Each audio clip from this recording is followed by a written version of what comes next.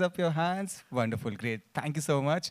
Now I feel that we are energized and ready for this panel discussion. So hello again to the Museum of Art and Photography in this auditorium. Today we are going to have a panel discussion on the topic Rise and Shine, breaking taboo together.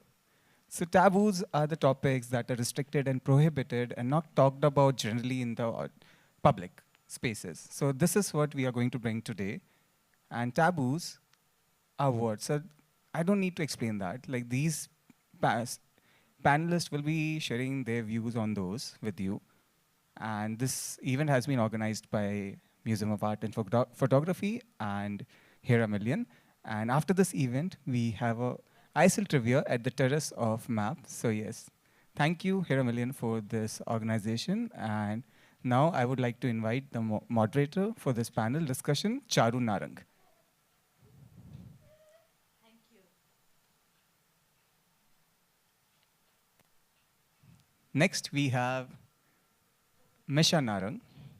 She is from the organization Deaf Women Too. It's a feminist organization and also a Soapstone Fellow at Enable India. So welcome, Misha.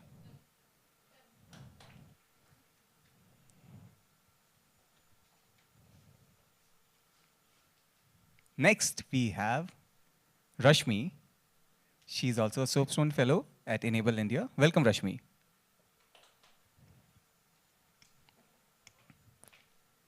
Our next panelist is Shrishti. She is Associate Manager at Enable India. So welcome, Shrishti. Okay, so can I be part of the panel? Let me be part of the panel. I think it's better that I be part of the discussion. So next, who is it? Tushar. So that's people are saying, no, we want Tushar, we want Tushar. Okay, yes. So yeah, his picture is also there at the back. So yes, Tushar is the next panelist. Welcome, Tushar.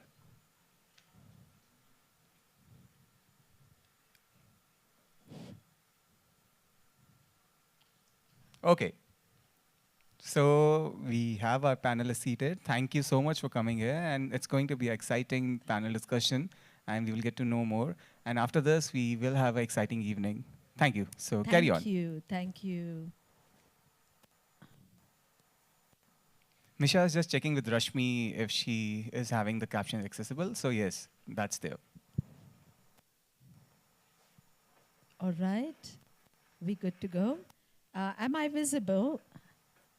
Yes, the way we are seated here, is the space accessible for everybody? So now, we may be, if there's some signs that you're not able to understand, please do reach out to us. Yes, so I'm glad, each one is finding their comfortable seating so that they are able to see clearly. I'll give a minute or two for everyone to move around and find a very convenient spot. All good then? Yes, so that's good. That just shows how enthusiastic everyone is. So if there's any signs that you do not understand, please do raise your hand so we can stop the panelists as well and get some clarifications. So thank you, dear panelists. Big hand to all of you for joining us this evening.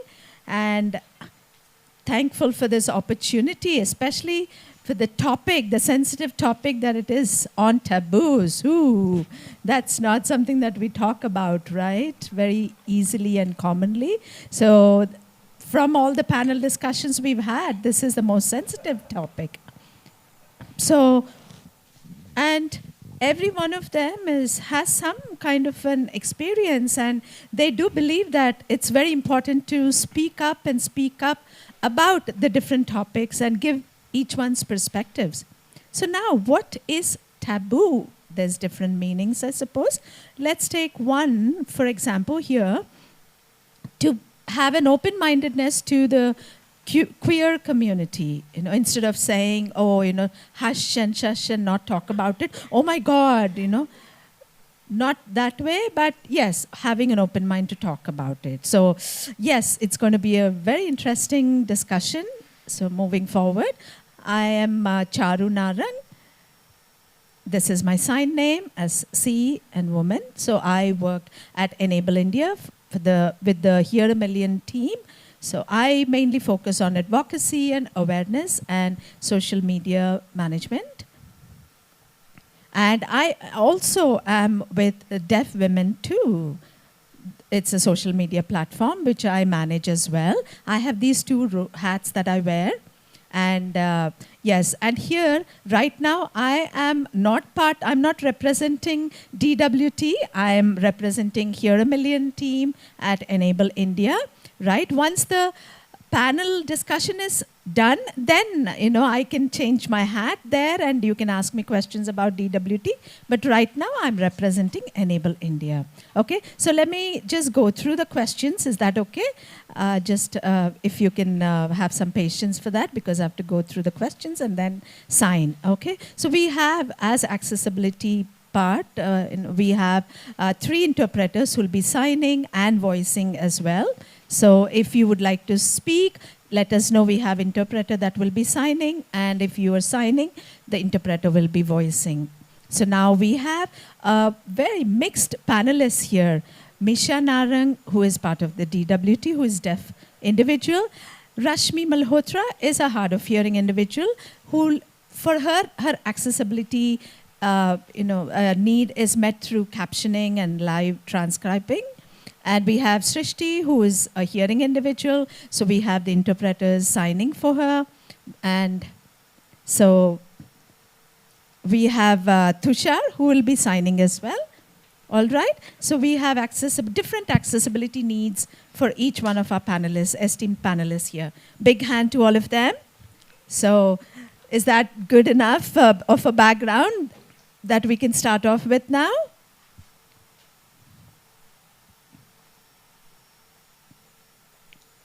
Now, Misha,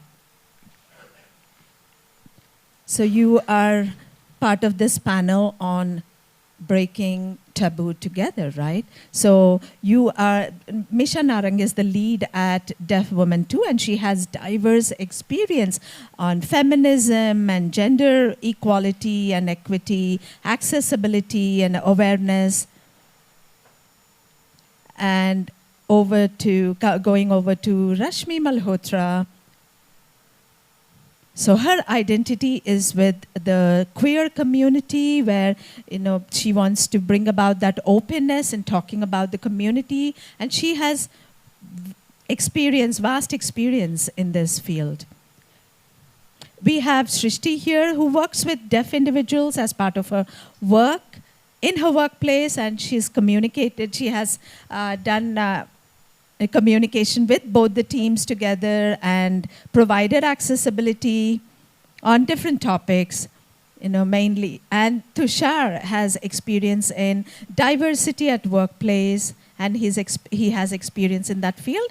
So we have our panelists with varied experiences here. Are we all ready? Are you all ready to go?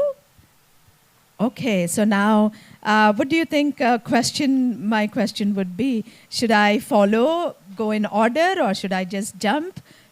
Oh, okay, I think someone suggested go in order. All right. Misha, so you are a deaf woman as well, leading this organization called Deaf Women too. Across India, you've come across so many different challenges that women face, and there's many taboo issues, right? So you have noticed so many. So what is your experience with taboos in the deaf community? Absolutely. So hello, everyone. So first is regarding the menstrual cycle, and then secondly, body shaming. So when we talk about body positivity and menstrual cycle, so first, when women have their first periods, they would ask their parents or family members, and they would say, don't talk about it. Like, don't tell your family members, your father or brother, like that. They're like, no, no, no. And then they would be given those pads, and they would not know like how to use them, what's that. And even if they talk about with others, and they're always shouted and scolded for speaking about it openly. And no information is given to them by their family members, and even during school also. If it happens in schools, like when the blood flow is there and the clothes get stained, and everybody then starts mocking them and shaming them, and all those words, they create a negative mindset regarding this. And the child themselves think like, is my health good? Or like, my parents will scold me, and all those negative traumas like lead to over the years, and they don't talk about these things openly. And it's still going on. It's still there in the public sense, and it's still not changed. And all the people like, for body positivity, like when a child is born, like usually children are like chubby, right? And people meet them and they would say, oh, and when they grow up also, they would be chubby, and they were like, person's age might be like 15, and they were like, oh, I thought you were 25 because you're so chubby, and all those things are there. Like, they would go to different events and all those, and they would be like, no, don't go to the events, just stay at home. Like, people will ask questions, are you married or not? So just stay beside, not be in front of the camera, all those things. And then those shaming things, and they would ask you to like cover your tummy with bands and cover yourself and not go out much. And the person stays at home and they do not interact socially. So these things still persist, and still hard to change. Okay. Then fine. For example, you're talking about the menstruation.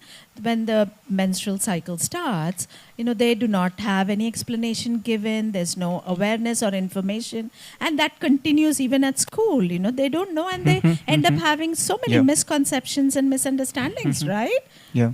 And they also feel like, okay, and then they are ashamed to be in school during the period cycle, actually. and they end up staying at home. Yes, at a lot of places actually, like there's no awareness about it. Like within the deaf community also, like they would say like they would just join when the cycle is finished, then only they would go out. Okay. And they're still ashamed of it. That's very true. Yes, that's still there now. When it's a very sensitive topic, right? Menstruation, menstrual cycle, the period cycle. There's so many advertisements on TV. You see that.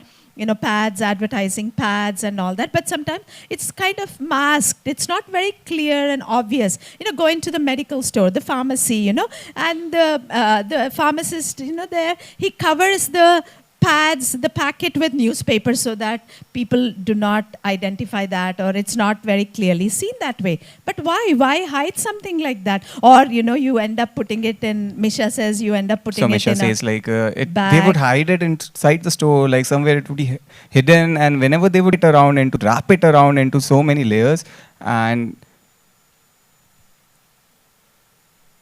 they would always give it to the last person and not just show it in front of everyone. So it's still there.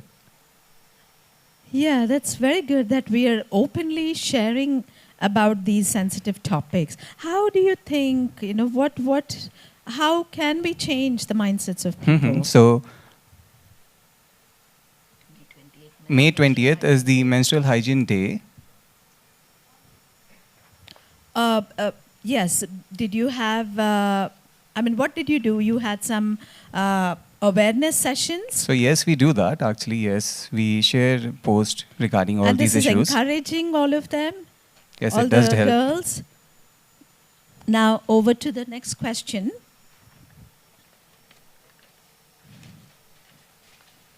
To the next panelist.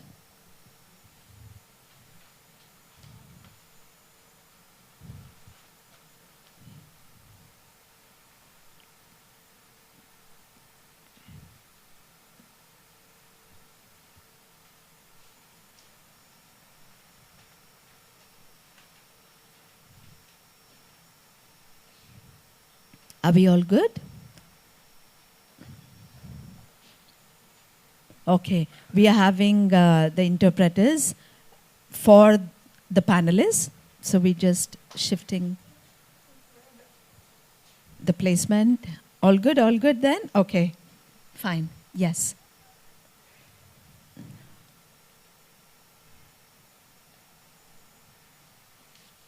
All good then. So now, question to you, Rashmi. So you are part of the queer community.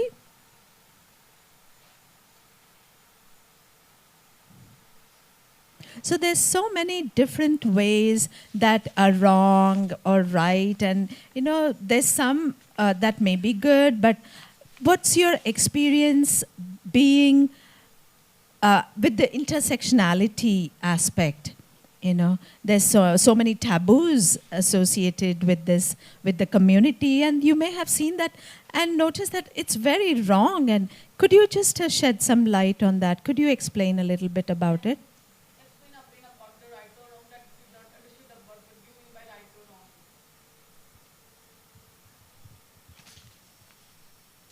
Say, in the deaf community, there's deaf queer community, and there's some taboos, right?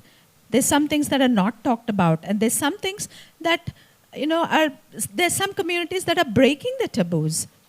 So could you share any of your experience in this?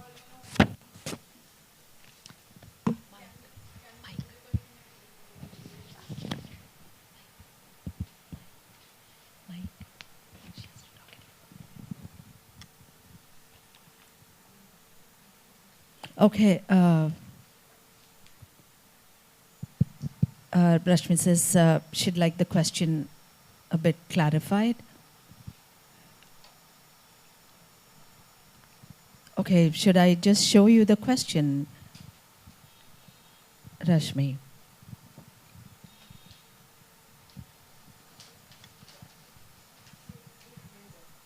Okay, what was voiced sounded a little different, so we'll just stick to the question. So my question was, how does the deaf queer community works to dismantling taboo that exists inside the community and also in the wider society, right? So when we are talking about like breaking taboos with this identity, we have to first understand the intersectionality of the identity, right? So there are two parts to it, the queer part and the deaf part. Right? So the queer experience have a certain kind of layers to it, and the deaf experience have a certain kind of layers to it. And both have their own taboos, right? So when you combine these both taboos, it becomes the layers increase more, and the multidimensionality of the experience also increases, right? So when we are talking about taboo, I will talk about them in two parts. The first is being deaf in the queer community, and the second is being queer in the deaf community, right? Okay. So when I am talking about being queer in the deaf community, right, there are two main things that I am going to talk about. The first is the resistance of the cultural norms, and the second is being the queer visibility in the deaf community. Okay, so we live in India, right, and there are certain cultural norms, there are certain regulations that surround us, right, and being in India, it kind of increases the conservatism also when it comes to, being openly talking about gender, being openly talking about your sexuality, right, especially when it comes to our familial relationships, okay? So it also in a way like stops people from being openly vocal about who they are, right? So it has not been like very like recent that I have openly came out to my teammate, right? But even then I was also very scared about like telling them, okay, I am queer, because they might not know, I might not know what kind of reaction they are going to have to me being queer, right? They might have their own culture, they might have their own traditions. So there is like scaredness that comes with the visibility. When I am visible, right? So also, if I am openly being queer, what another thing that it does to be sort of puts me in the forefront of the queer community, right? But I am not the only person who is queer in the deaf community, but right now I am sitting here and speaking for the queer community. Some people might take it and be like, okay, you should be this way, all queer people are this way, but that's not it. There are different kind of queer people that exist, right? So because of the cultural conservatism, it becomes extremely hard to be vocal about who you are when it comes to gender and sexuality, right? And the next thing is about being deaf in the queer community, right? So the queer community, it is like a really intersectional community, right? There are people who are able, there are people who are disabled, right? So one of the important questions that arises here is about ableism and autism, right? It is all because of like this device at the current moment that I have access to certain kind of things in the queer community. If I did not have my, live captioning device or like this transcriber, I would not have the same access that I do, right? So because of there are like certain stereotypes and also certain kind of prejudices that exist inside the community of what kind of people what it means to be disabled, right?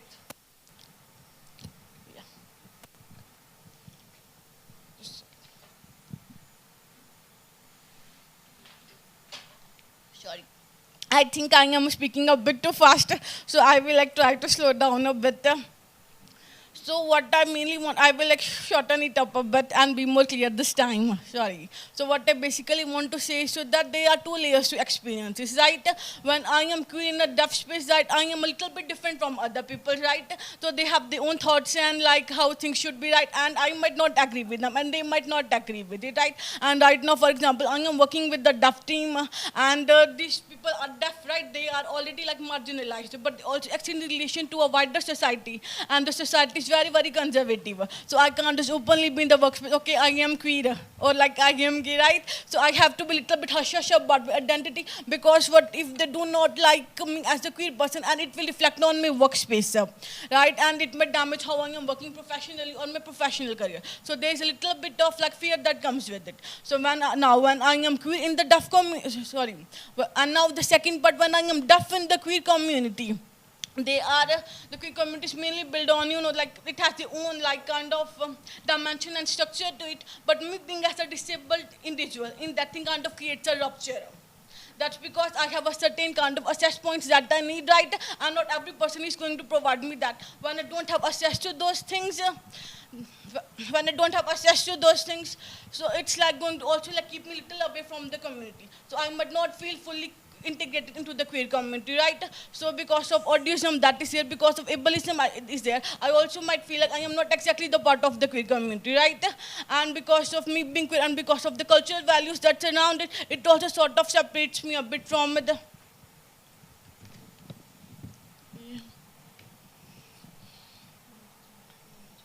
I kept talking here. Sorry.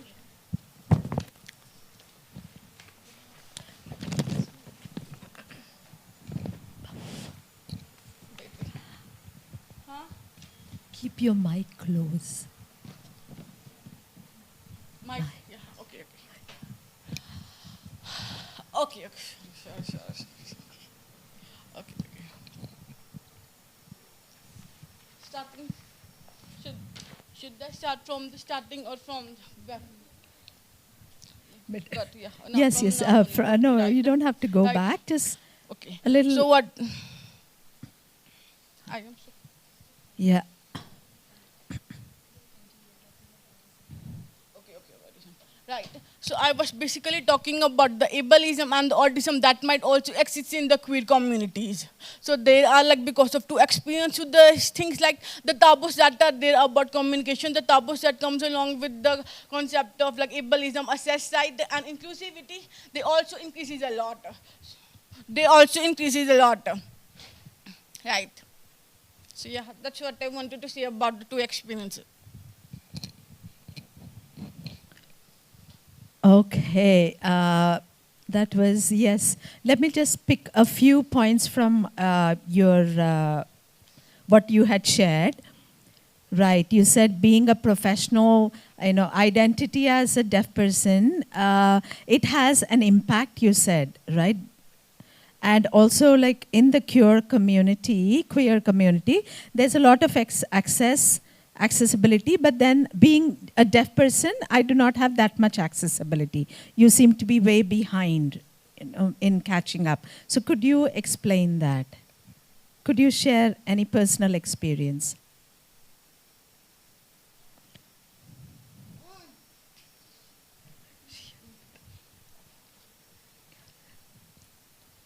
Okay, should we just go over? Okay, from the start, you want the question? Right, you said about access. In the hearing queer community, there's a lot of access, but again, the deaf queer community, the access is not the same, right? You're way behind, you mentioned. Yes. Okay, so I will just share a little bit of my experiences, right? So when I grew up queer, I grew up in a very, very hearing-dominated society. So I did not have the access to direct interaction with people, right? So I might have known that I am queer, this is my identity, this is my gender, but I was not very sure. There were so many questions that I have, but who to ask, right? Because I grew up in a hearing community, deaf other deaf queer people were not there for me to ask them question. With other hearing people, the communication barrier was there, was right. So I was very, very behind with who I am, because like it is only to experience it. It is so like asking questions that to finally understand who exactly are you, what is your identity. Because I did not have the access to those experiences, I did not have the access to ask those questions. Right, I was way behind where I could have been. Had maybe if I had like I was started to begin with a part of the stronger deaf queer community, maybe I would have known earlier who I was. Maybe I had known earlier what is queer. Maybe I had not been scared of, when I was in like 12th class, okay, why do I feel different from the other girls that are there. So that's like because of the accessibility that is limited in the society. It kind of kept me a bit behind to understand my identity. All right, that's really good. Now, the first part of the question, the second part you answered. The first part, could we just go over that again? Okay. You said, in the, just a second. Okay, you mentioned that as a professional, okay, you are Rashmi Malhotra, that's your identity, you're deaf and you're a queer individual. So how does the society impact that? How does the society impact that? Okay, let me just go over that again. Okay. So you are Rashmi Malhotra as a professional. You are a queer individual and you're a professional as well. How does the society look at you with this identity and how does that impact you? So it has only been like just 1 month since I started working with Enable India, right? So I did not necessarily have like so many big experiences, and it has not only been like very, very like I have come out very, very recently to my team too. So the thing is that I would not say there's a lot of things that have happened, that I have experienced as a working professional when it comes to being queer. But in fact, half of my team have been like very, very supportive of me being queer, right? The day I came out, they were like, we are so, so proud of. And I was like, okay, thank you so much, right?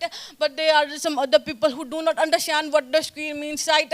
They have questions, right? I am not saying like they are bad or something, right? But they do not have access to the queer community. So they do not know what to like understand of it, what is the meaning, what to make of it. So why is it there, right? So they might have questions or something, but we are going to be working together for like 10 months at the moment, right? So they have to be make sure that me being queer or what my like identity could be might not come out in a way that they might take the cultural values that they might have, they might conflict with each other, right? Because I am here working professionally. So there might also be a chance like maybe I would have to be like be less queer.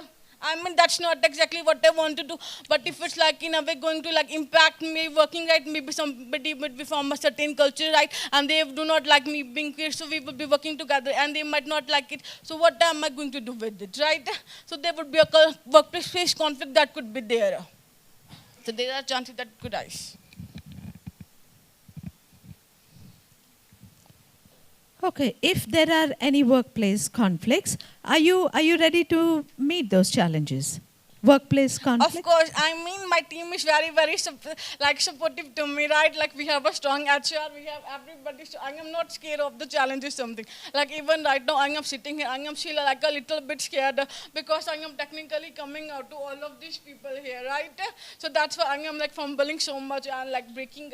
So there is a fear that it comes with it. But I think in this one last month, I have found a very, very supportive group of people who are like so open-minded. So even though challenges are going to be there, I'm sure we will figure something out. Okay, big hand to you, Rashmi.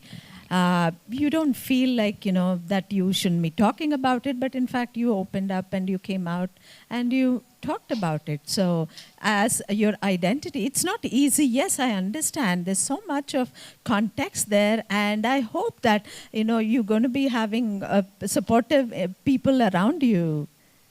Big hand to you. Over to Srishti now.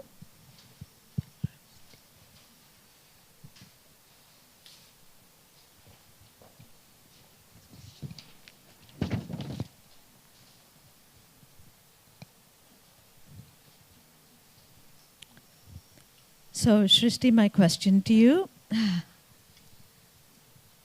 is, you've grown up as a hearing person, and you've seen many taboos, and also, you work on feminist issues, and you have, great experience in that field, and now you're working with, at Enable India and with the deaf team, and you see that there's so many challenges.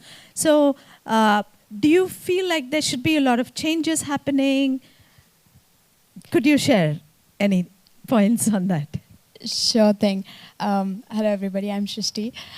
I feel like I am so proud to represent Enable India because it's like we exist in a whole other reality. Talking about inclusion is not something that's difficult to address at all. Whenever there's any requirement for accommodation, reasonable accommodation, it doesn't come off as special needs. It doesn't come as a special treatment for anybody. So before we start any meeting, before we start any conversation, any event, we make sure that there are different inclusion points that are covered. The inclusion points could be in form of sign language interpreters, it could be language translators, it could be making sure that someone has enough space for their wheelchair to come in, turn, and then also leave. Right? So when you're saying that, I work at in a team which frequently interacts with deaf people, I feel like I have not seen a lot of challenges in communication. There aren't very many communication barriers. But as I think also brings me to the next point, which is how to be an ally, because there are so many things that people don't necessarily understand. I haven't had extensive interaction with the deaf community or even with the disability community before I joined Enable India. There's so much I'm learning for the past 4.5 years, and the learning continues till date. And I think that's what we need to normalize, the fact that we don't know everything, and if something feels a little uncomfortable or not so familiar to us, we need to stop there and understand, why does this feel a little strange to me, and how come it's so important for other person? Because that's when I think our unlearning and relearning begins.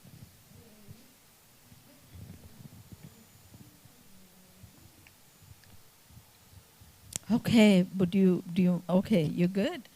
If you want to add anything to that, if you want me to elaborate on something, I'm happy to. But yeah, that's about it. Okay, that's good. That's great. Thank you. And working at Enable India, everyone is aware of POSH, right? Protection of sexual harassment, prevention of sexual harassment. Where, Shrishti, you've seen that, do you see that there's, safety in that POSH Act that, in fact, the, clauses and, POSH, in fact, gives that safety and protection for deaf women at workplace? How do you see that? Thank you for that question, Charu. Since today's overarching theme is taboo, I think this is one of the very important areas that we must address, because POSH was built from, firstly, strictly from women's point of view, because that was the need at that point. And secondly, it has been built from extremely hearing community, able communities point of view. So I don't think POSH till date factors in the disability community, the pride community. Often we've heard that, oh, if it's someone else other than women who's facing sexual harassment, where do we go? So today we have grievances community that address that, but I think it's high time that we make sure that POSH is also inclusive of many other communities, because even in a, let's call it a protected environment like Enable India, where inclusion is just a norm, there's so many people from different communities that are a part of our everyday workforce, and that has just been woven into the fabric. And what I mean by that is people from different religions, people from different sexualities, different genders, different so many things that we may not necessarily know. So I agree with you, Charu, when you say POSH today may not be up to date. Yes, it definitely isn't. And what do we do about it? I think since already Enable India has done the first thing that a lot of organizations haven't, is convert POSH guidelines into sign language. Now, that I think is the first step, creating awareness. Now, second is identifying areas of improvement where we need to make sure that we're bringing the deaf community, various other minority groups also, to address the areas of grievances. without having a separate grievance community, but integrate it within the posh itself.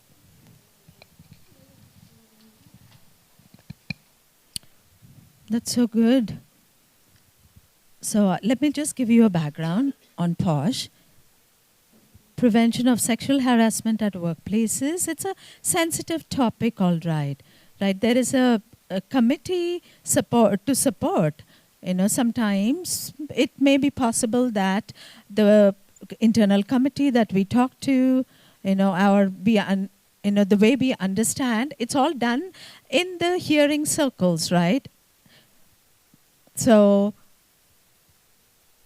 but what about the deaf? We got to understand it, and kind of, it's a very heavy subject, and there's a lot of legalities involved. So it may be possible that we tend to forget about the provisions and the clauses and the procedures, etc.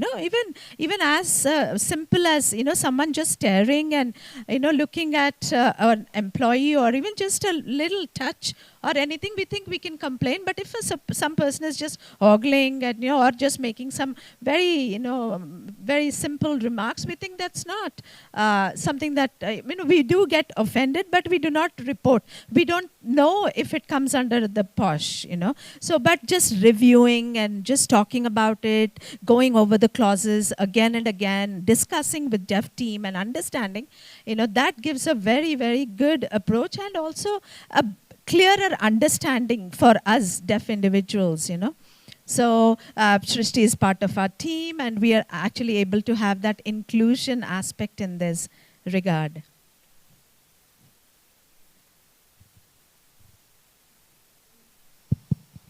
I'd like to add to that, just continuing off of the panel discussion from yesterday also, and someone had asked about confidentiality of it, right? So I think that's another area that we need to discuss, because when, let's say, someone makes a complaint that, I feel sexually harassed by somebody at workplace, and let's say it's made by either a deaf person, or within the POSH committee, there's a deaf person. So I think that's also a gray area. Do we bring an interpreter there, or do we, have that conversation with just maybe written form of communication, alternate form of communication? So as I think Gayatri had pointed out yesterday, we need to check ourselves as either POSH committee members or hearing people, or people who just know that the sexual harassment has been going on. Are we enabling or are we hindering? Because we cannot assume that we are always there with the right answers.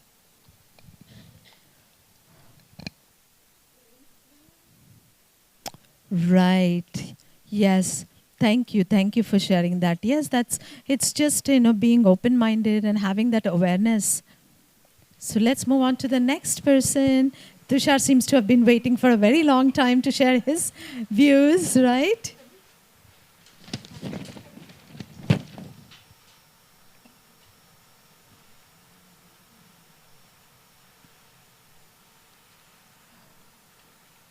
All right, okay. So now, that's the sign for taboo, right? We think only women, there is only issues related to women that are taboos, like sexual harassment or menstruation or anything else. But then why is Tushar in this panel, about when we're talking about taboos? There may be taboos that, men also face, right? For example, Tushar, having grown up as a deaf child, have you seen in your life's journey, are there any taboos that you have experienced, noticed, and and there's something that kind of impacted you and made you close up? So yes, thank you for the question, Charu. So just to give a short background, so I grew up in a school for the deaf. I did my schooling, and even my college was with deaf peers. And when I worked, I have been working over the years with deaf people only. So since the age of 6, I've been like part of the deaf community completely. And when I think about taboo, there are 4 points that I would like to share with everyone here. First, for example, in schools, while growing up, like related to what Misha said about menstrual cycle, like in Indian schools, like the teachers do not know sign language. So that's one thing. The lack of access is there. and more shame is related to that topic. So when that happens, like as a male individual, we also don't know what's it about. Like, and when we talk about it, we feel very strange. And when that happens, like usually they say, how do we notice? Like we recognize that they're not allowed to go for any religious rituals or any celebrations or festivals, and sometimes we used to question like why is it that like when that girl is not allowed. And then second thing was like if you touch that person it brings bad luck. If somebody is going through the periods it brings bad luck. So that's one thing that used to be told to us. Then in schools also, like they would like then put like Ganga Jal or like some pure holy water over us. I did not know why they were doing that thing. They're like, we are cleansing you. So teachers did not give us that information and there was no access. Now technology is there, we are getting more awareness about these topics. So on TV also, like the advertisements, they would show the blood in blue color. So I always thought that that was related to childbirth, like the lady is soon going to birth a child, so that's why the body is secreting something blue color thing. So the misinformation is also there, but because of access to technology, you can Google things, you can read about these topics. So it is becoming better, but still right now people are ashamed to talk about it.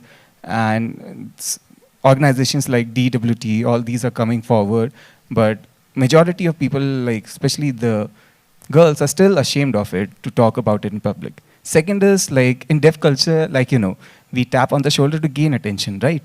But some of the children while growing up, they would like, if you touch me, like you have like some kind of a desire, like they would like you want to like, you like me so much on all those things. So we were not aware about these things. So it was natural for us to like tap on shoulders and gain attention, but they would misunderstand that action. And then regarding mental health, right now, like it's very difficult to express it out and what are our traumas or experiences. For example, like as a man, we have a group of boys in a deaf school. We are going for a tour. At that time, for example, like you have to pay a fee for that thing, and the parents would like talk to the parents like you have to pay a certain fee, and then the child will be going for the tour. And some of the students would be like from a economically poor background, so they were not able to afford for certain trips. And then these kind of segregation would happen within the deaf community even also. It would be like from a middle income backgrounds, but for the really marginalized backgrounds, so like nobody asked them about their happiness. They had those feelings and they wanted to express it, and they said like there's no point of going to the tour, like that's why I said no. They won't like really talk about that thing. They themselves did not understand and they were ashamed to talk about it. That And they were sure, no, like, I don't want to go for the tours. They are quite boring. Like, why are you going there? There's no learning. I can do it on my own. There's no point of being part of a group. But they were distressed from within, actually. Like, and they used to hide it out through these coping mechanisms. And it creates a big impact while growing up.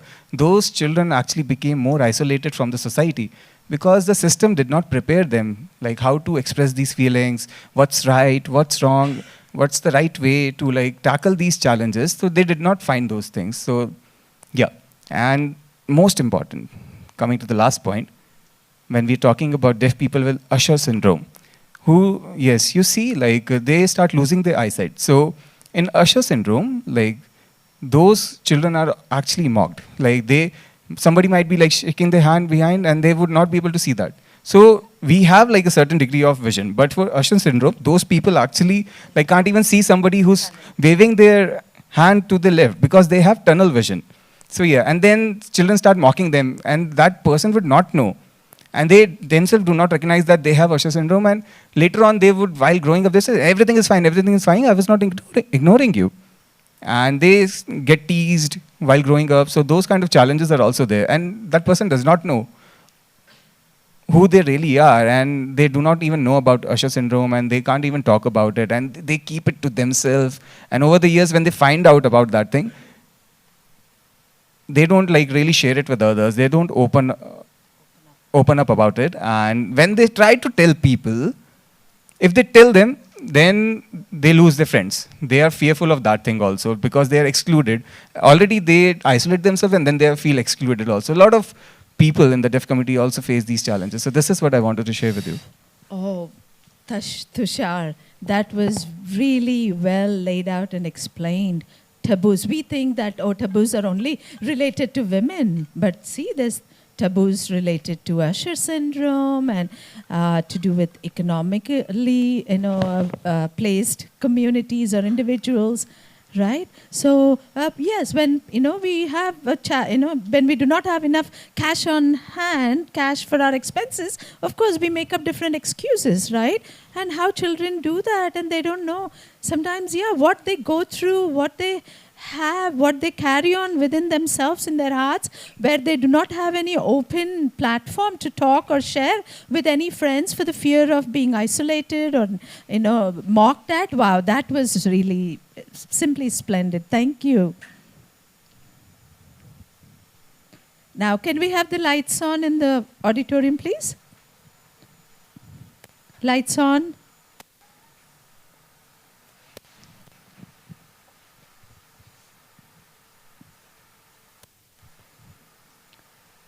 Wow, we had questions for each of the panelists here. Sorry.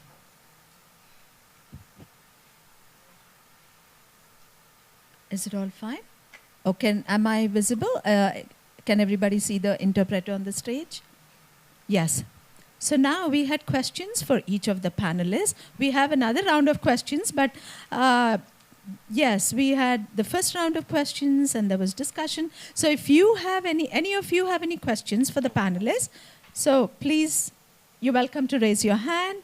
It's open to we're opening the floor for questions now. Thank you so much. So, like, on different perspectives you all have shared regarding women issues, the queer community, and all those aspects that you have shared. And there are different groups, and when we talk about legality, like, we need policies for all these things and spread awareness about these certain aspects that are there. When we talk about the hearing community, they are more aware. They have access to all those legal things. But deaf people, when we talk about them, they should know that they have those rights. They can also be using the legal system for punishing any degrading act that happens with them, because the Rights of Person with Disability Act is there. So when the person is there and the person themselves don't know about it, then it becomes like a trauma-based actions and reactions, actually, because while growing up, they do not get access to information. They think education is finished, that's finished, then we finish our higher education, but then it creates a lot of problems. So we have to go back and then reinvent the wheel also, because a lot of unlearning has to be done. So I think it's better that in the schools also, all these things need to be openly talked about, especially for the deaf kids.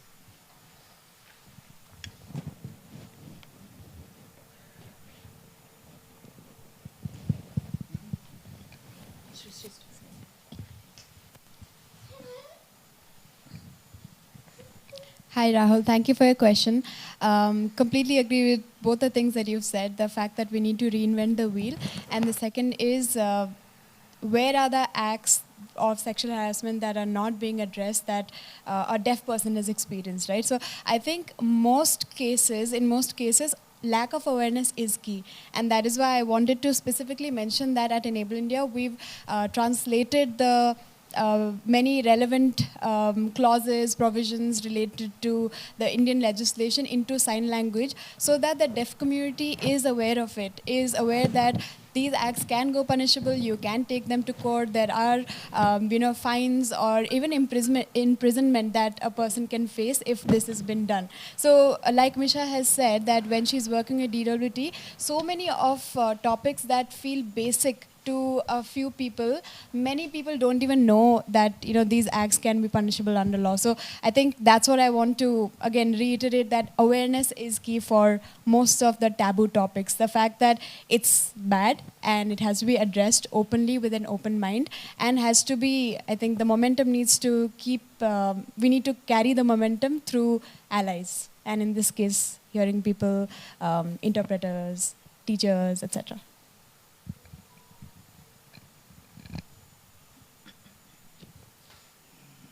Rahul, is that fine?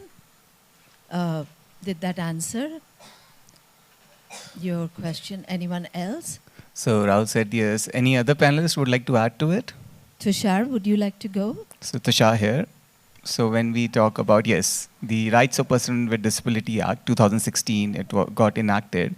It's been over 8 years now, actually. Like, so fast has the time crossed, actually. So yeah, when we talk about accessibility, so RPWD has been translated into ISL by many organizations, but implementation process, the people don't know like how to really use the legal mechanism. So it has been enacted, but is the legal system ready for it? Like, are the provisions being applied, implemented? So I don't think some places people know about it. There's no news or information about it, no open discussions, and there are no deaf lawyers. Only one deaf lawyer is there in India. Her name is Sarah Sunny. So that's it. Millions of deaf people, and it becomes difficult for a challenge for them to access the legal system.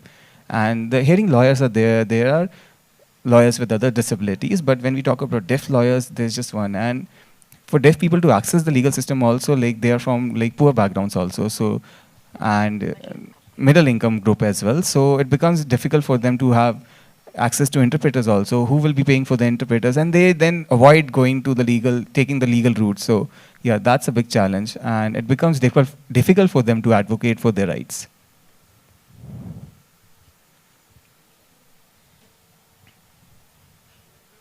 So Rahul, continuing, so like when we talk about sex education, all those things, so there are a lot of information they're provided for that in mainstream schools all the world. Is that available in India or not? And deaf schools, I already know it's not there, but is it there in mainstream schools in India?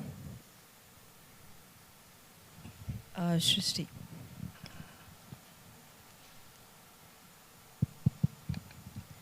Again, thank you, thank you, Rahul. If it helps at all, sex education everywhere is very poor. For hearing people, deaf people, no matter what country or part of the world you're in, because that is one of the biggest taboo topics. Again, I think we have to look at whether the content for sex education is already available in sign language, and also see the preparedness of the parents and teachers to address those topics. Just having those content ready is not enough. Like Tushar said, we have to be open-minded about it, and we have to realize the importance of it. And I think as parents of today and tomorrow, that's an action that we can take upon ourselves. Rahul, are you satisfied with the responses? Anyone else? We could take one more question. All right? Okay, Harit has a question. Thank you for this, the sensitive topics that we have touched. So one question I have is, okay, we've discussed, different taboo topics here.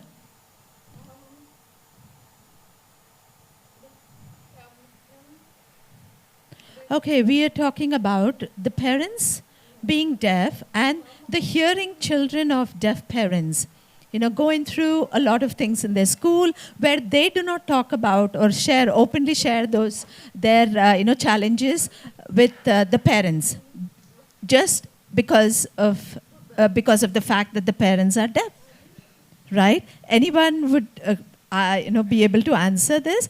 Charu says, just hold on to that. I think we had that question for, we were going to pose that to Tushar. We'll just hold on to that, and we'll take one more question, all right?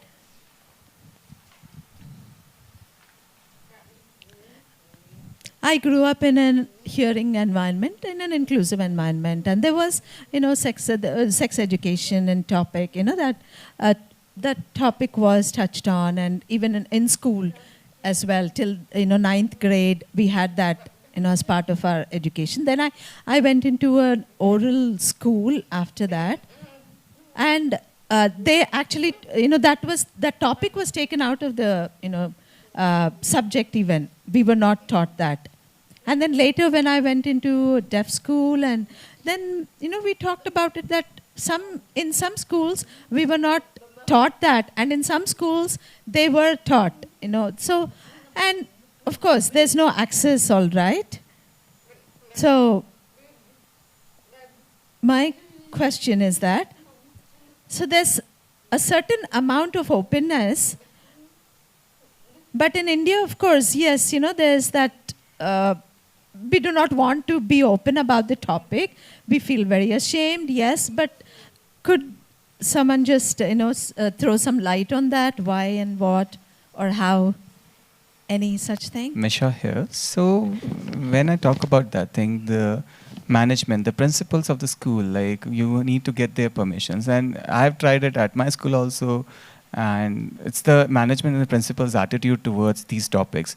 When they say no, it's a no, actually, like regarding sex education, or they don't want it to be there. Actually, they said, no, no, no, we will only follow the curriculum and won't teach these topics.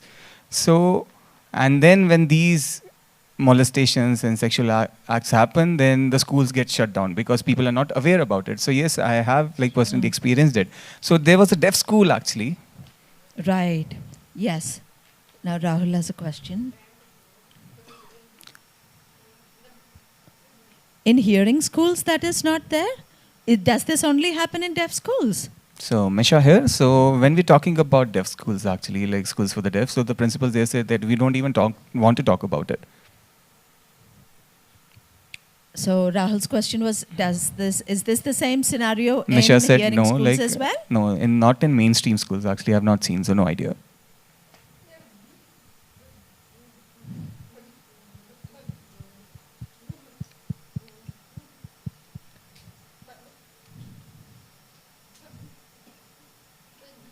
Okay, we think that in hearing schools that accessibility is given and they seem to know everything, so they're very careful and they know how to manage. So Misha said it's only the like deaf, we do not have access, and we are facing these challenges. we do not get the reasoning behind the principal saying no.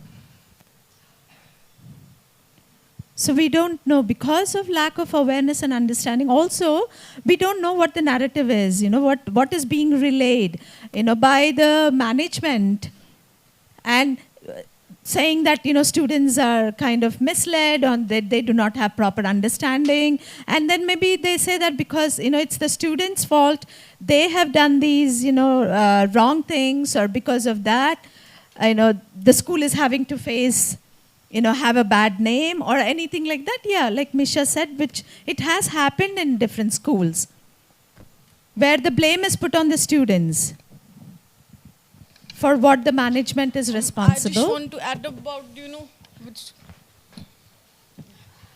I just wanted to add about the deaf schools that it is not just deaf schools that they have these issues. Hearing schools have similar issues. Like I went to a mainstream school, right? And in there we have like never openly talked about, like sexual harassment and any other thing that the topic that we're talking about, right? And when we were talking about, we were taken to like small classrooms, right? Girls and boys were like separated, and they will teach like tell a little bit details here, and they will tell boys little bit details here. But we were like never allowed to like mingle together and discuss them openly, right? So it has always been hushed. There was so much shame about it.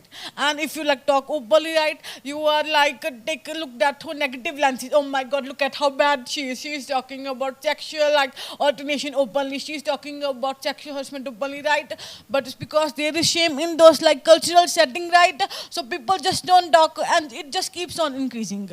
And another thing that I wanted to add with Harit, right, who talked about how when like hearing kids when they are facing challenges, they do not talk to their deaf parents about it. So I just wanted to add one thing related to it. Like I am deaf and my parents are hearing, so we have similar issues. So it is, or while it is about being deaf and hearing, like the divide of the communication, but the issue is the same, because the question here is about assess, and compared to being like certainly being deaf or being certainly hearing, right? I have faced so many challenges growing up deaf, but I have never talked to my hearing parents about it. It's because they will not be able to understand it, right? For example, I am trying to make a hearing individual understand, okay, this is my life as a deaf person. So the experiences differ. So when we try again and again trying to make somebody understand and do not get it, it eventually becomes that we stop talking about it. So I think what we have to do as parents and as children is to like help each other understand each other's experience better, right? So what you can do is to share your experience as a deaf parent to your hearing kids, so that they will be able to open up as hearing kids to you.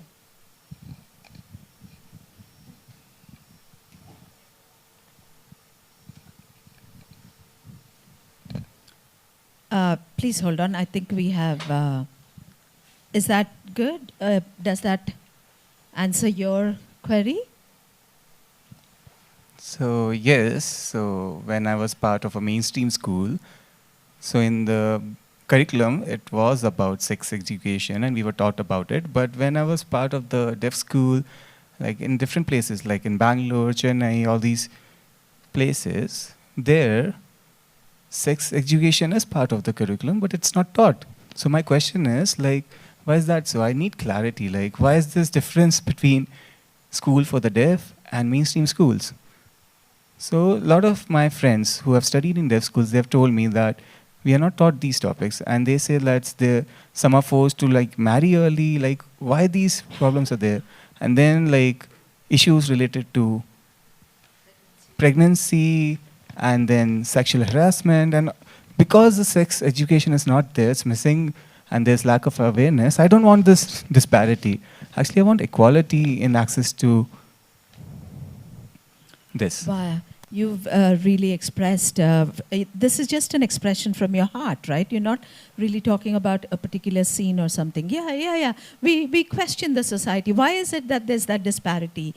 Why is that there's lack of accessibility? Why is it that we do not talk about these things? I guess, we just have to make noise, and that's what we're doing here. We're discussing so that, it becomes more of a common thing for people to talk about. Sorry, we can't entertain, a bit more discussion on this because we have, to go with the time. I think we just have a very short time. Right, and we do have another event after this. So if we delay this, then we will not be able to start that on time. So I'm going to go quickly over to the panelists with questions for each one. Can we turn the lights off in the hall, please? Lights off.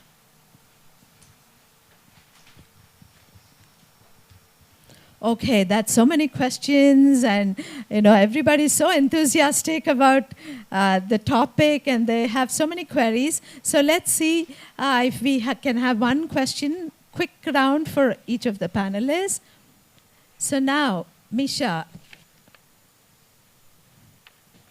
So for the last 4 years, you've been doing so many awareness sessions, panel discussions, Instagram reels and posts and sessions, and so many on different topics on empowerment of deaf women. So would you share any particular experience, such as a taboo topic which you actually stood up and voiced out and spread some awareness to the deaf women in the community, saying that this is not right, this is the way it's got to be, etc.? So you want me to be in point. So yes, regarding menstrual cycle. So like earlier we were not able to talk about it publicly, but through our social media campaigns and posts, like, so 28th May is the menstrual hygiene day, right? So we used that day to start posting about it. And when I got aware about that day, I thought like, where's the access about it for the deaf women? What do you mean by that? So we wanted to show, like also show to the government and all those things, like they get aware about it, like using the red dot campaign that's there.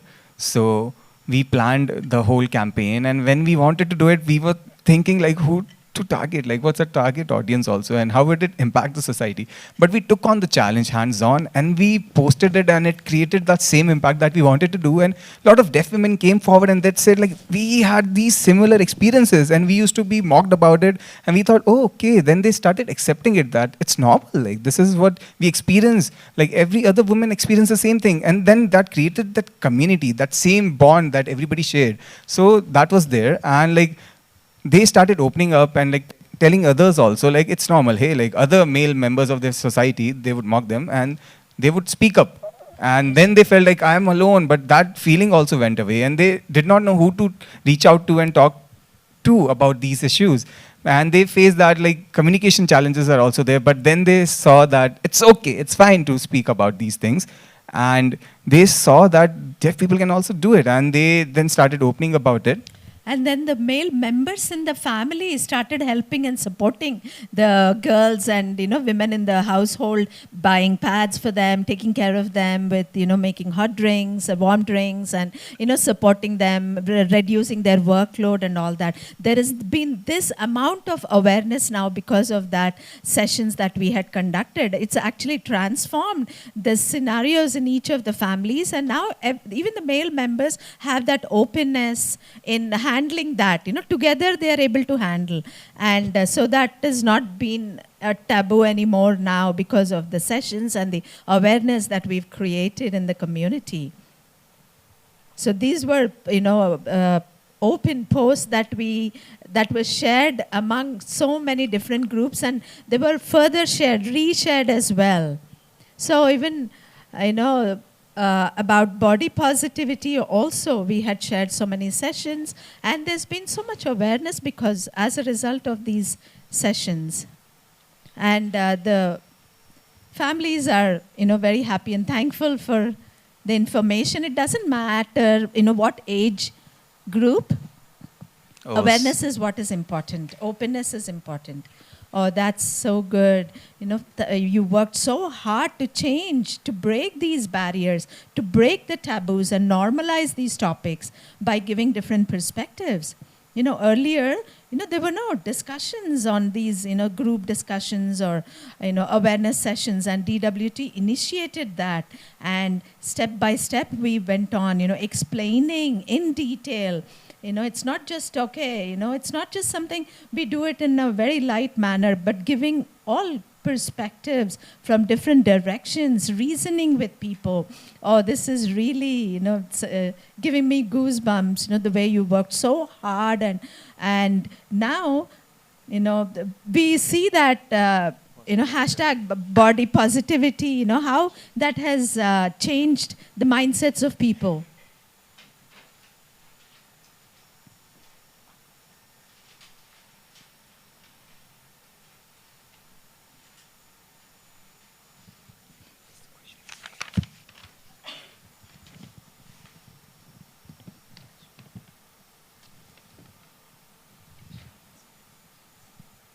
Okay, I'm signing. Is that yes? Are the interpreters ready? Okay, so now the second question. Could you please share your experience about any support or advocacy or any encouragement that you've given to the community, to the queer community?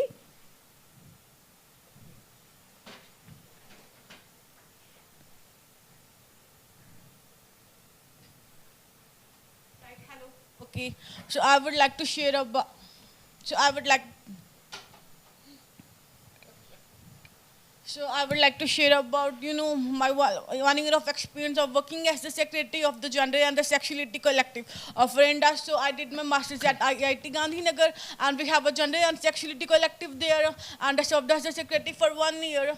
And there for 1 year, we organized a lot of different events, like we have had organized some awareness discussion where we got a speaker to come and explain some basic terms about the queer community, all the IIT community that we have, students community that we have there. Then we have had organized some fun events, for example, face painting to embarrass how different people, there's diversity there among different people, and there are different ways of expressing ourselves. We organized movie discussions, and they were movie screenings, right? And there were so many different kinds of events that we organized to increase awareness. Because whenever we are doing something, whenever we are trying to fight something, the first step is always visibility. So with 1 year of working by organizing different kinds of events, the first step I did was to raise the visibility that okay, we exist, we are here, and we live among you. When we increase the visibility, then the next step is to raise awareness. When people start being aware of things, they start to say, okay, this is the wrong in what I think. This is the problem in my perspective. Maybe right, there are things that different things can be like this too, right? So people start to question the perspective and actually try to start understanding things like the perspective could be the right one, the perspective could be the wrong one, because there is no right or wrong, right? Things are always existing in the area, right? But what awareness and visibility does is to raise questions, right? And when we are asking questions, then we start like thinking, okay, where is the change? Where we can make things more inclusive? Where we can like help people a little bit more? Where we can improve the access, right? So when we are talking about advocacy, it starts with visibility, it then followed by awareness, and then it's when the actual change actually happens. So for 1 year, I like, in Gujarat, how conservative it could be, right? So there was also a little bit pressure of keeping things little hush-hush, right? So I worked there for 1 year. So it was also little challenges that we had faced within our own like collective too. But it was like up and downs. But I think we had a really strong foundation with trying to like advocate as much as I could for 1 year.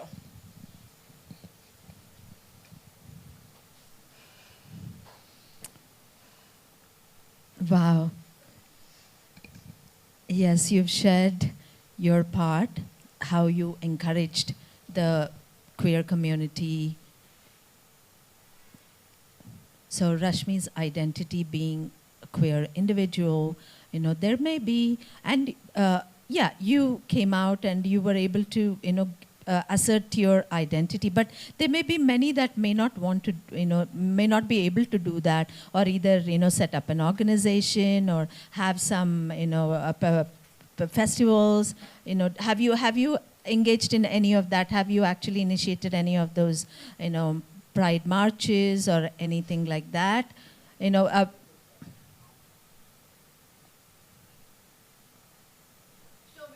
Had the plan to like hold a pride march. We have started it and all, but we were also just like a student collective, right? So we did not exactly had those resources to like start something bigger. But we did have this event where we call, there are some really, we call foundation. So they are working on like gender and sexuality, right? And they're everywhere. So we had called them over to us and to like give a speech to everybody and explain to them the things, right? So we had the little beginnings. So we were not able to like do something big, like the art gallery thing that we had, like it was unsuccessful. But we were also a very, very small group of people, because people are not openly like out queer there too, right? We were just like 10 to 15 people. But even in those, half of them were straight and cisgendered, right? So the visibility was also like very, very less. So the things that we could do were also very, very limited in that, atmosphere. So smaller things like movie screenings, by holding smaller discussion, by holding like art events or something, right? We like throw a little bit of, like bits of like visibility and awareness. Wonderful. So remember that the queer community, supporting itself, not just that, but we got to be allies, and through different lectures and events, we can collaborate with other organizations and support.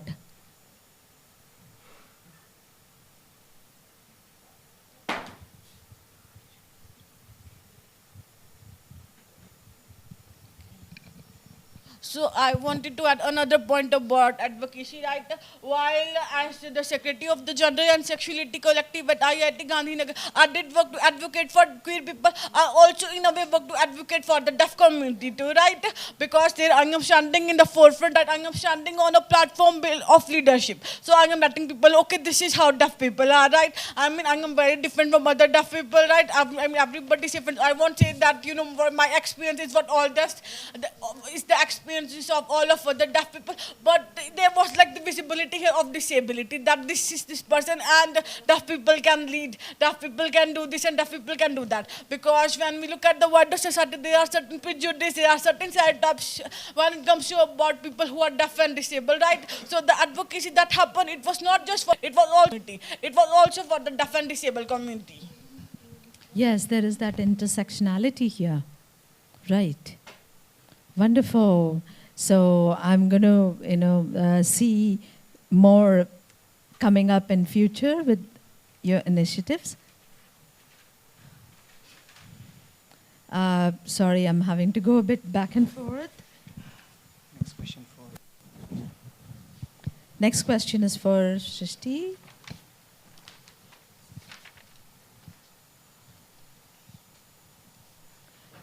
Okay, could you share any experiences of breaking down the barriers, overcoming the obstacles and challenges? how that has been done? Any initiatives or any steps, strategies? I work extensively with companies who want to build inclusive workplaces. So I feel like going back to what I've talked about earlier already, awareness really is key, because some places, in some companies, we see that people have awareness that deaf people they exist. There is a whole different language that deaf people use, a different culture that exists, and so much that we don't know altogether.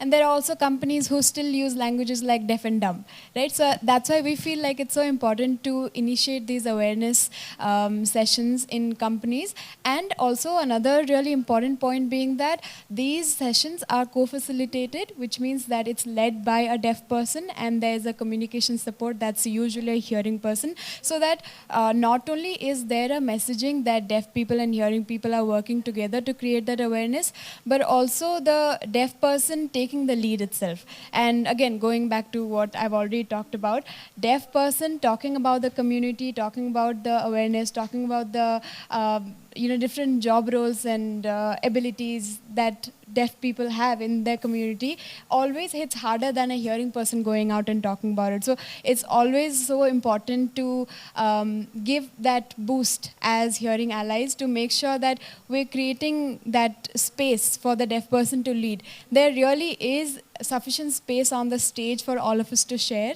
and I think it's about making sure that we're creating that way and undoing the years of oppression and discrimination that hearing people have done to deaf people.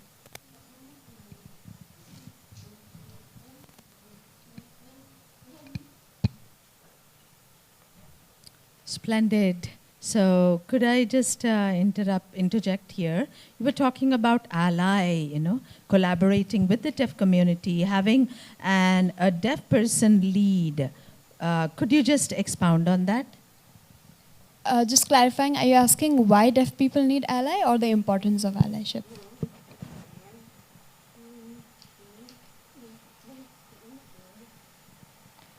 Okay, you mentioned that, hearing and deaf collaboration, allies. So especially when there's any, sessions, you said it's better to bring in the deaf person to conduct the session, to take the lead. So why did you say that? Could you just give a reason? So aside from what I've already said, that there's enough space on the stage for everybody to share, I think deaf people leading the way is important, because they are from the community, and for the most part, a lot of deaf people have grown up learning sign language or communicating in sign language. Doesn't necessarily have to mean Indian Sign Language or American Sign Language. There's natural sign language also, which is very gesture and instinctual based, right? So the representation, therefore, I think has to be from deaf people, because that's more authentic, that's more genuine. And as hearing people, we're always catching up. We're always learning, and we're also, trying to keep up with what are some of the best practices. And that comes from the hearing community itself. Sorry, from the deaf community itself. The learning comes for the hearing people from the deaf community.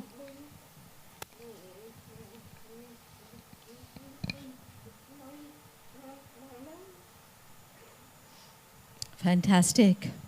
So I'm so happy to have you as an ally, and you have great experience. Thank you. Now, the last question to Tushar. Yeah, we have very little time left. So Tushar, now, let me just go over the question that's for him.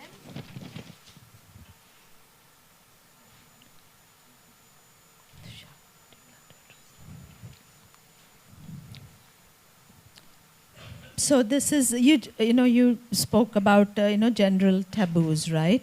So now we are all striving to, break down these barriers and break down the taboos, right? So for the upcoming generation, how do you think we can change these So that's a good narratives? question, Charu. So my perspective on this is there are several ways we can achieve these changes. What's important is that we can utilize social media. It's quite empowering actually. People have access to social media now, so maybe we can have content in Indian Sign Language with closed captioning, and it can reach out to masses. one person going to several places, but like using social media, we can reach out to millions of people and conducting workshops, timely workshops, and using technology, and also like collaborating with other organizations, because alone we can't do it. We need the whole society to coming together and take this up front. So social media has that power to reach out to millions of people, and we can't be like bringing the change in one day. Actually, like it's a natural process. Actually, people will see regularly these things are coming, and that gradual change of mindset will take time. So it won't be quick. One day change won't be there, but it's a time-taking process, and we have to be patient about it. And the society being open-minded, we will get that thing. So I was just about to, yes, Tushar is, Father to a son. yes, father to a child as well. So how do you, how do you tackle with your own child? How do you have any plan as to, because you are responsible as well. So how do you think? Okay, are you going to, give awareness to your child, or how are you going to go about it? So that's a good point that you brought forward. So he's too young, actually. Like, I think while growing up, if he comes up with questions, I think keeping that open space, safe space to have those conversations with me. So there, he's part of the deaf community now because parents are deaf, and then showing that women can be equal in the society and not discriminating against them, and talking about these topics that we were talking before that. So educating him and supporting him on those things, and when he has a question, like openly talking on that thing. So we see that when a child is born, so hearing children born to deaf parents are called codas, children of deaf adults. So he's a coda, and people think in the deaf community, they see, oh, you have a hearing child, then after a few years when he grows a bit older, then he will help you, support you with interpreting, he will be your interpreter. So that's one thing that comes up. And I see that's not the point. That should not be the thing. So that's a very old mindset. So at Centum Grow also, that was the organization that was in Delhi. It was a training center. We talked about deaf empowerment. Dr. Alim was there. Amanda Fish was there from America. Charu was also part of the same team. Hardeep was part of the same team. And Surbi Taneja, so she herself is a coda. We got together and we made a curriculum on coda awareness also. And from there I learned about like the importance of children like who grow like up with deaf parents. At age of 5 and 6, you can't give them that power. And that power disbalance happens. The child takes up the role of the parent in the family. So that should not be the case. So we need to understand these challenges and give awareness to deaf people. So as a aware deaf parent, like I can also share with my peers. And earlier the challenges were there, but I'm not pointing to anybody and that blaming anybody, but it's just that there is lack of awareness, and we can live independent life and not be dependent on others. There are other ways to get access. Earlier we did not have access to technology. We all have phones. We can use gestures, speech to text, type the content. So yes, and now people are more aware. Like people are aware that there is a deaf community, and earlier, like I would say like 20 years ago, like people were not open about their deafness also. So you can work hard and not burden your child to be a communication support. Because when the child sees the parent being empowered, the child will respect the parent. But if you trouble with the child with all these responsibilities, like by the age of 18, 20, maybe these scars, these traumas will be there with the child. He won't be part of the deaf community because these sufferings would be there from a young age. So from that Centum Grows Deaf Empowerment course, this thing has helped me. And coming to Enable India also and training other deaf people, reaching out to them. So it's not completely fully aware society is there, but we need to have timely coda workshops also, and people more, deaf people especially, being more aware and empowered and take up that independent lifestyle. Tushar is, a complete wealth of knowledge there. Thank you for sharing these points. You worked so hard with the deaf community on especially empowering many deaf individuals. A big hand to you, Tushar. Similarly, Charu, thank you for moderating this session, waving hands for her as well. And you were part of it as well. So thank you, dear panelists. Big wave of hands. And Hardeep, do we have time to take one more question?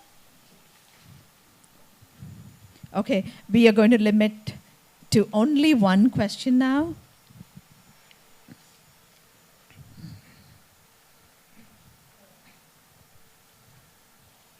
We have the question to, I think, to Misha. Yes, even, we didn't know what menstrual, cycle means or menstruation, whatever, And then we see that, they say MC, they sign it as a MC, and we wouldn't know what it meant. And, then one friend said, that girl is on MC. And when I asked what is MC, they said, no, nothing. For so many years, I think 4 to 5 years, kept asking, and nobody would give any kind of information, And asking other deaf people also, and they'd say, no, we shouldn't talk about it, it's, and so on and so forth. And now, I think only recently, because of DWT session, we just learned that it's not something to be shy about and to keep it hush, but it is a topic that is to be talked about openly in families, among male members as well. And that post and session really helped us. And keep doing that. And Rashmi, your experiences and what you shared about the deaf community and also the queer community and the intersectionality, being a queer person and the deaf person as well. That intersectionality evolves, in a different way, and then we need allies to collaborate. Yes, more deaf people have to collaborate with the deaf queer community and be allies and supportive. So yes, one last question could we have? Yes, that's the last question we'll take, all right? So yes, I've been awaiting information and all those things, and thank you for hosting this panel discussion. So my question is, in India, when we talk about, there's this orthodox mindset that still persists in the society, and that openness to talk about these taboo topics is still not there. What the requirement is there for a lot of women are not even allowed to be in schools. There is lack of information. We are talking about education also, and how to make those people aware. How can they live independent lives, but still in the society. Oh, sorry. So in India, it's a very strong culture that women need to be at home. They cannot be educated. Just focus on there's this fight between the orthodox method and the reality, what's happening in the society, and talking about those things that they just keep forcing the women to be stay at home, don't talk about these things, and how to fight back, how to advocate for their rights, whatever their needs, their requirements, their desires are, that how can we solve that? I see several women still at their home suffering, and I just want an answer on that. Any of the panelists could go.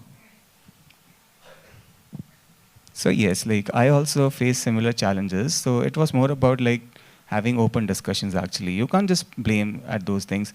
And as a woman also, who would be the person getting the information from? You can't just go shouting and blaming the people. You have to be patient, and it's the first step, and then slowly and gradually the change of mindset will be there. So my grandmother,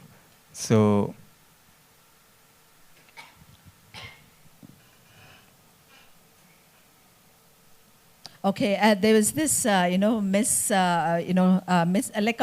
that while women are on periods, if we eat pickle, that will go rotten.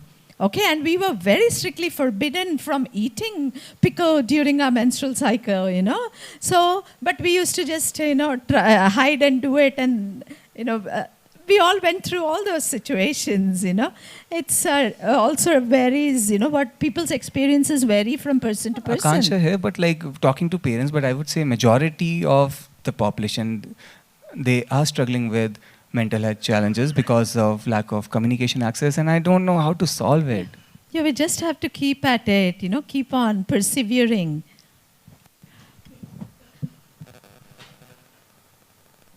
This would be the last response. Yes, we are, short of time. We got to rush.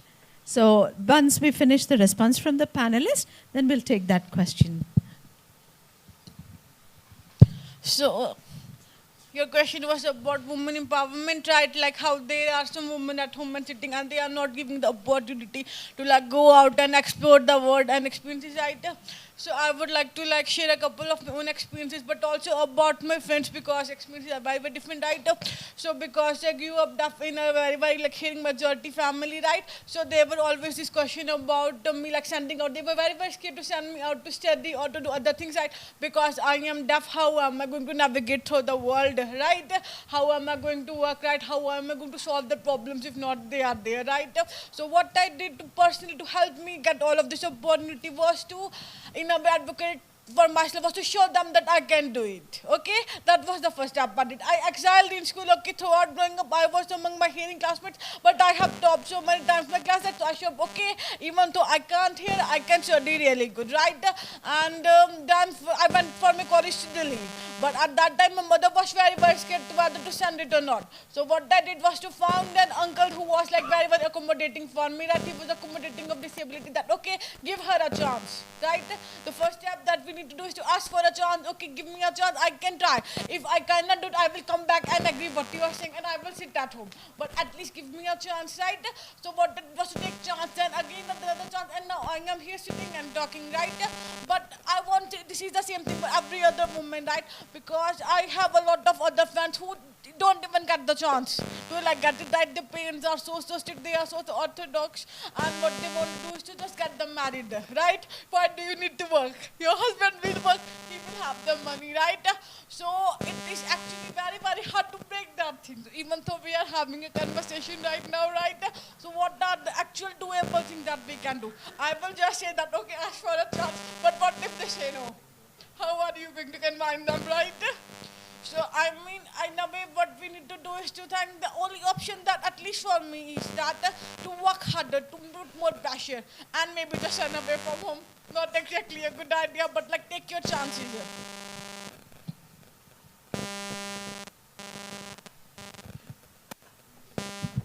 Good, All super. good, Thank you good. for sharing that, Rashmi. Superb.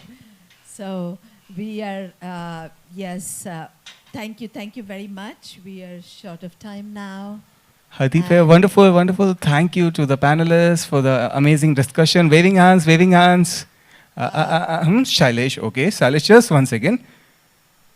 Excuse me, just 1 second. So, yes, just some closing remarks. So, Shailesh has something important to add.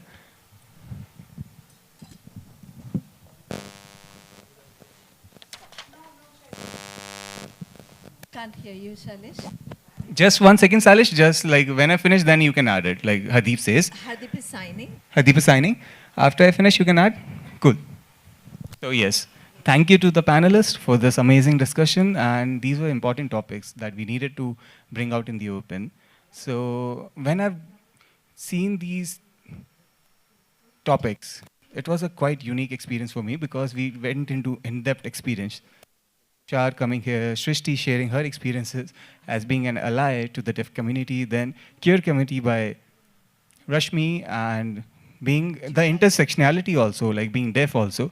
Then Misha for giving the women perspective and her organization, Deaf Women too. And thank you, Charu, for moderating this session. So it was a great learning for me. I've never seen such kind of thing ever before. And thank you all for giving your time, the audience and the panelists. And thank you for listening and joining us. And to the interpreters also, and the deaf interpreters as well, for relaying the messages, and for Madhur for controlling the lights and the technicians. And thank you to the team. I hope I did not miss anybody. So yes, thanked everyone. Yes, for the photographers, for anybody else I want to, yes. To all of you again, thank you for coming here. Please come to MAP again and again. Okay, last, what I'd like to say is that, we discussed so much on these taboo topics, right?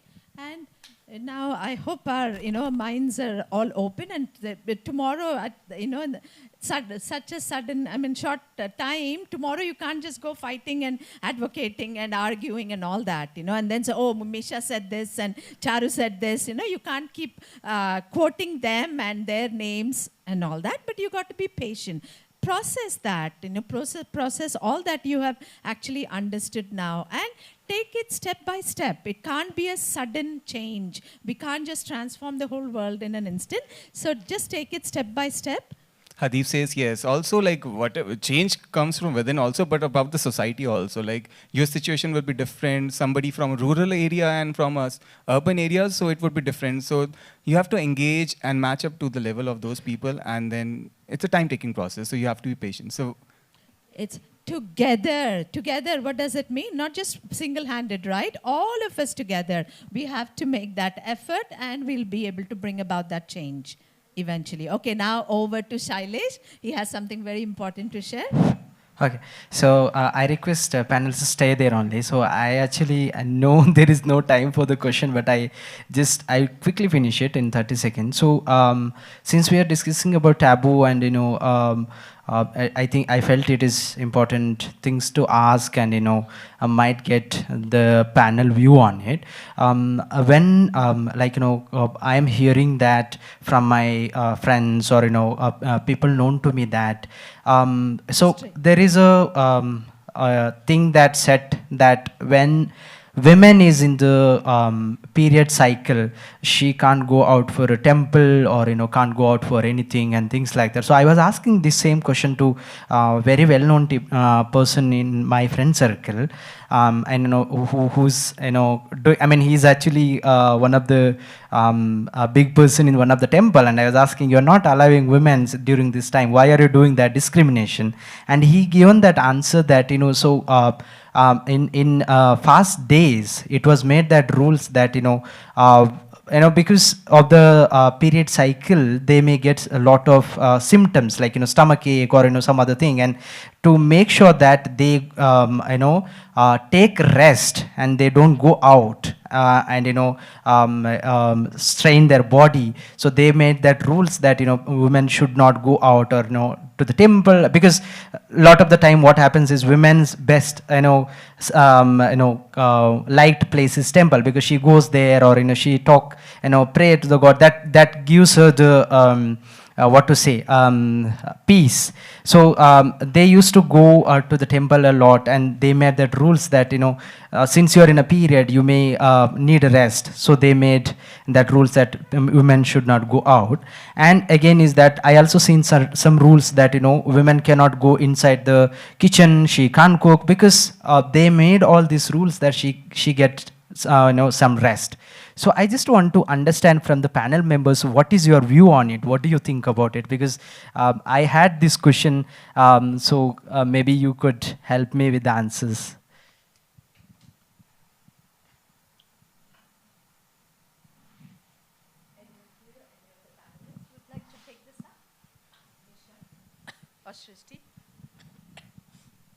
Okay, I think Shrishti and Misha are deciding who'll go. Misha has said that she'll add to what I'm saying. Shailesh, thank you for pointing that out and explaining that in great detail. I feel like most of the, say, superstitions or taboos or these beliefs that exist in the society have evolved in a very negative manner. Like you said, the way that the discrimination or segregation of women on their period has come to now, it has the stories that trail back to because women are impure or they are not supposed to be, the gods will get angry, etc. But like you said, the intention actually was very pure and very based on very reasonable things, right? So I feel like any taboo you can take that exists today, and it does have a historical background which has some positive intentions to it, but because of misunderstandings and of the assumptions that people have framed to date, the myths and taboos continue to exist. That's good. How about Misha? So when we talk about all those things, like the people at the temple, they say for rest, but I see like at gurdwaras they allow, at churches they allow, but like why in the Hindu temple it's not allowed? So like they said, no, like don't just tell them and just let go inside. So these are the things, but we did not understand what's the reasoning behind it, the clear things. So I would say there's no right or wrong, but still not getting the clear answer on this. I would say it's still a gray area. Good. Are we done then? So yes, Shailesh. So you got the opportunity to ask the question during the closing hour. So yes, now almost end of this panel discussion. Next, as you can see at the top of the screen, top right corner, in the black background, there's a blue, purple with white text. Trivia night extravaganza, 6:30 p.m. So 6:30, like we started a bit late. So yes, you can just go ahead, like use the washroom. In 45 minutes, we can be ready. And 6:40, we can be ready. And you will be getting the food served. So don't worry, you can order. So there is accommodation for food as well. So yes. And do not worry about the seating also. We can meet at the terrace for the ISIL trivia. Thank you. Thank you so much, Hardeep. Thank you. Thank you, thank you, thank you, everyone.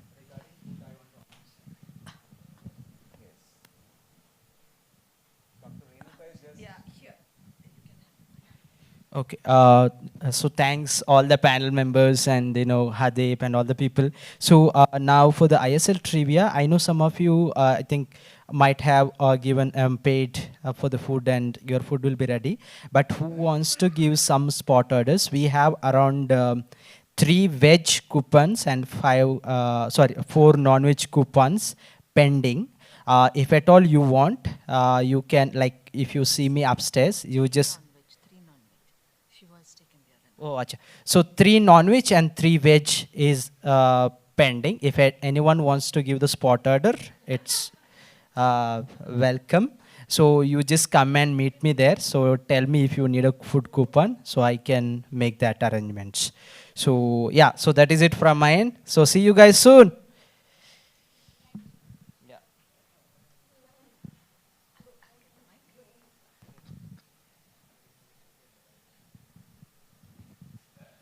So yes, that's it. Now we will have a photo opportunity with the panelists.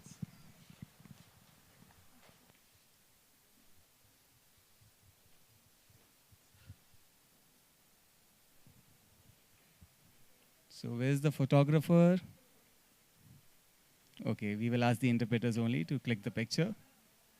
Please, please, please, can we stand up? Hooray, hooray. Please come forward.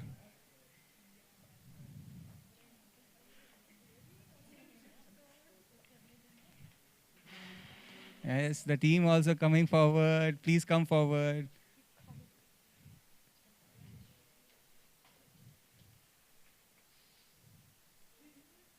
The team who planned with the whole event, please come forward.